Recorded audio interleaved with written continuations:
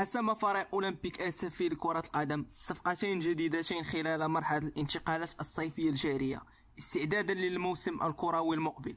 وكشف مصدر من النادي أن كل من كمال القيراع وزكريا بالمعاشي وقعان رسميا في كشوفات فريق أولمبيك أسفي في صفقة انتقال حر خلال الميركاتو الصيفي الحالي بعد انتهاء عقد الأول مع شباب المحمدية وعدم تجديد الثاني عقده مع اتحاد طنجة. وسبق لزكريا المعاشي ابن مدرسة الرجاء أن جاور عددا من الأندية من بينها الانتصار السعودي والمغرب الفاسي وشباب السوالم الرياضي والفتح الرباطي، فيما يخوض القيراع ثاني تجربة له في الدوري الاحترافي بعد أن بصم على ظهور لا بأس به رفقة شباب المحمدية.